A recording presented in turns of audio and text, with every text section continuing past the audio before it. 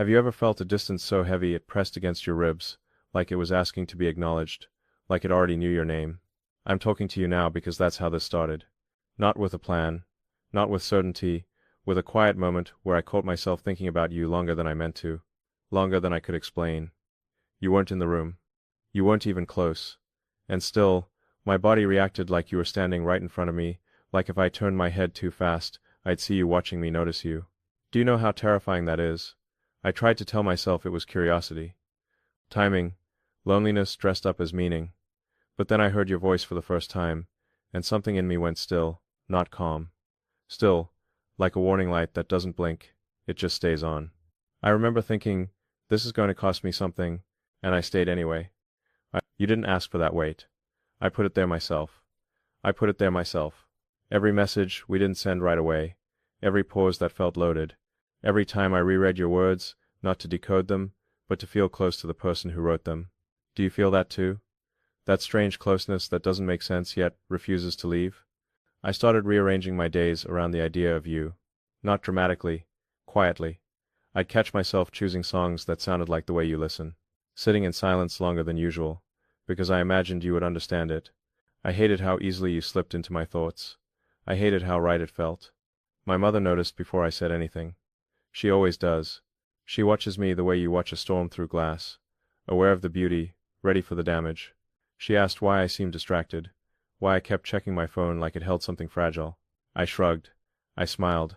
I lied. She didn't push, but her eyes stayed on me, measuring the distance I wasn't talking about. She worries the way only a mother can. Not loudly, not with rules, with silence and questions that feel like hands on your shoulders. She once said, love shouldn't feel like uncertainty. I didn't answer because I didn't know how to explain that uncertainty was the proof, that the fear meant it mattered. Have you ever been afraid of loving someone this deeply, before you're even sure you're allowed to? I tried to imagine you meeting her, the way she'd study your posture, your pauses, the way she'd smile while already preparing to protect me from you. From the distance, from the disappointment she assumes is waiting somewhere ahead. I don't blame her. I've been burned by less, by people who stood right next to me and still left, so what does it say about me that I'm standing here reaching for someone miles away? There are nights I sit alone and admit what I haven't said out loud yet. I can't do this without you. The distance, I can't keep pretending it's just a detail when it's the thing shaping everything. Every feeling, every hesitation, every hope, I try to swallow before it gets too loud. Ending the distance isn't a romantic gesture in my head. It's a necessity. A confession I'm not sure you're ready to hear. And that scares me. Because once I say it, I can't take it back. Once I choose you, I'm choosing the fallout too. My mother's concern, my own doubt, the risk of being wrong about something that already feels like destiny. What would you do if you were me?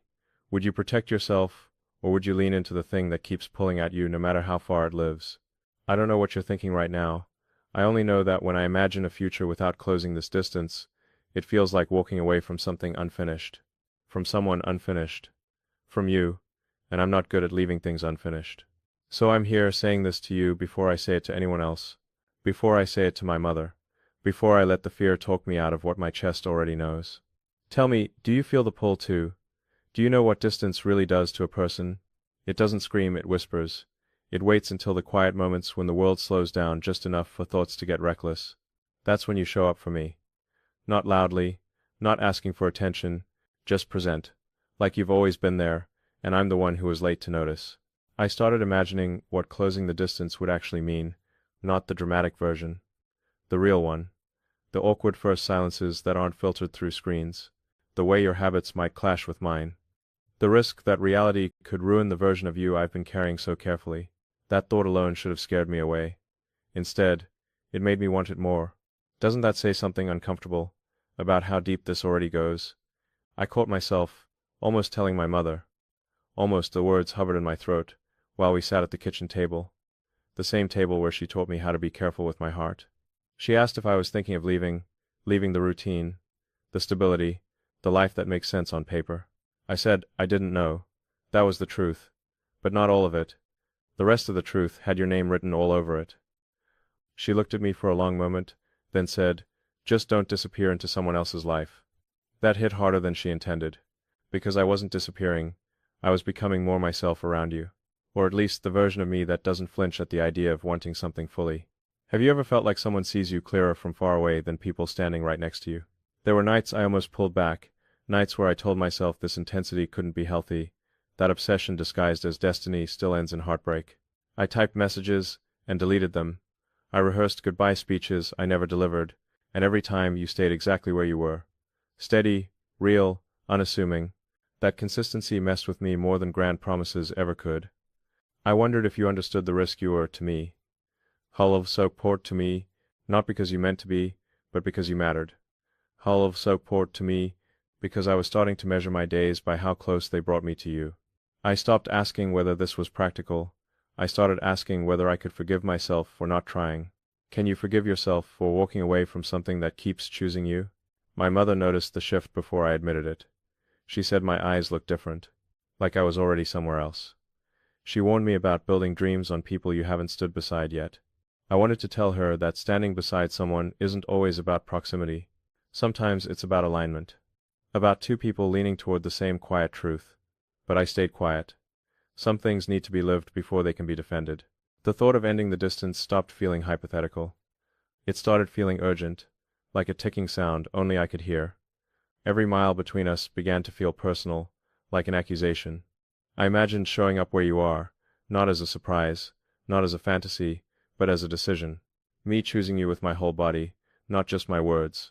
Does that idea scare you as much as it excites me? I'm not naive. I know what's at stake. I know my family's doubts won't disappear just because my heart is certain. I know love doesn't guarantee safety. But I also know that staying still feels like a slow betrayal of something alive, of something that keeps reaching for me, even when I try to act unaffected. There's a moment right before sleep, where honesty slips past defense. That's when I admit it, I'm already in this deeper than planned. The distance is the only thing keeping me from saying it out loud, from showing up and letting whatever happens, happen. Would you catch me if I did? Or would I be stepping into something neither of us is ready to name yet?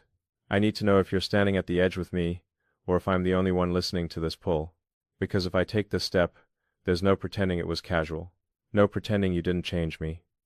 Tell me, are you afraid of what this could become? There's a moment when distance stops being geography and starts being resistance. I felt it the first time I pictured actually telling my mother your name. Not as a story, not as a passing detail, but as a choice. My chest tightened the way it does when I know I'm about to disappoint someone who loves me, even if I'm not wrong. Have you ever carried that kind of weight, knowing love in one direction might look like betrayal in another? She asked me straight out one night, if there was someone, no softness, no build-up, just the question, placed carefully between us like it might break if dropped. I didn't answer right away. I watched her hands instead. Strong, familiar, the same hands that packed my lunches, folded my clothes, steadied me when I didn't know who I was yet. How do you tell a mother that the thing she's afraid of already has your heart? I said yes. One word, and the room changed. She didn't ask about you first. She asked how far away you were. Distance, that was her fear, not your intentions. Not your character, the space she couldn't cross if something went wrong. I told her the truth. I watched her absorb it, recalculating everything she thought she knew about the situation. She said she didn't want me hurt by something I couldn't control.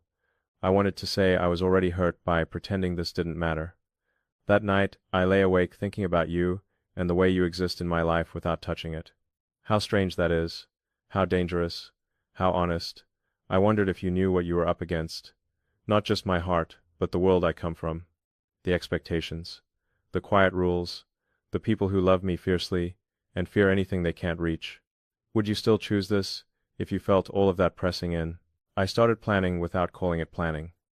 Looking at calendars, flights, time off, I imagined walking toward you with nothing hidden, no rehearsed lines, just the truth of why I came, because I couldn't do this without you.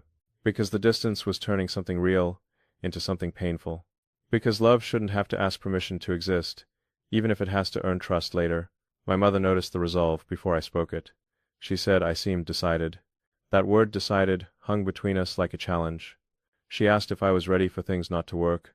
I said yes. That scared her more than if I'd said no. Because readiness means commitment.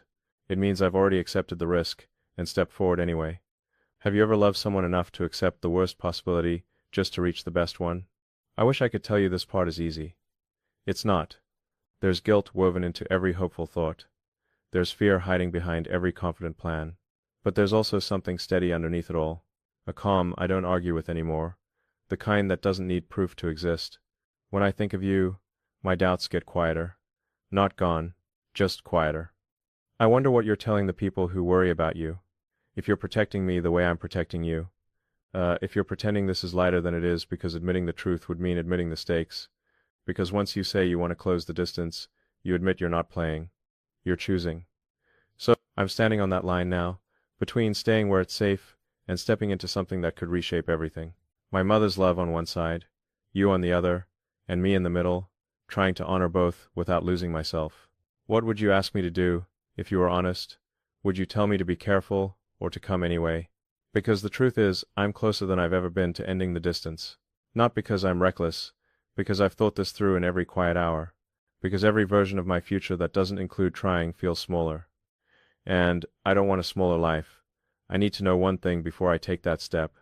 If I cross this distance, will you meet me there? Have you ever noticed how a decision feels before it's spoken?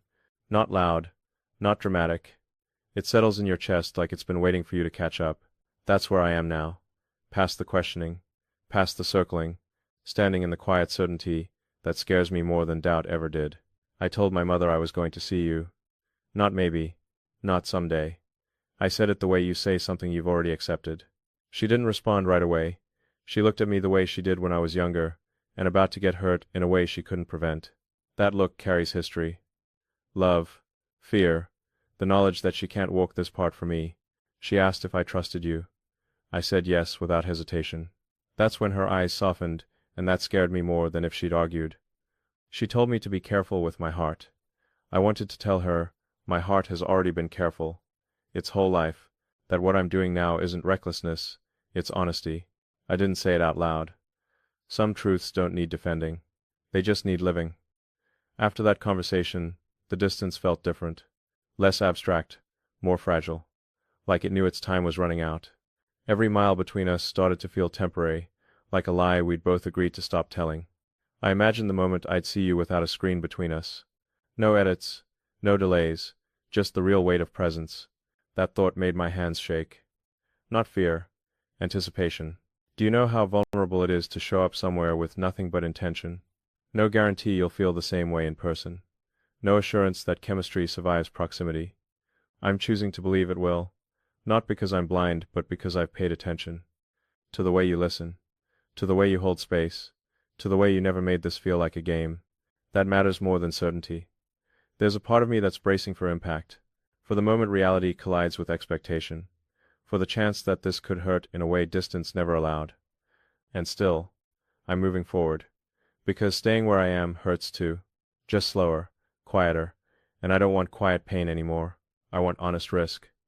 I wonder what you're doing right now, if you feel the shift too, if your body already knows what your mind hasn't caught up to yet, if you're imagining my voice in the same room instead of through a speaker. That thought alone feels intimate in a way that surprises me.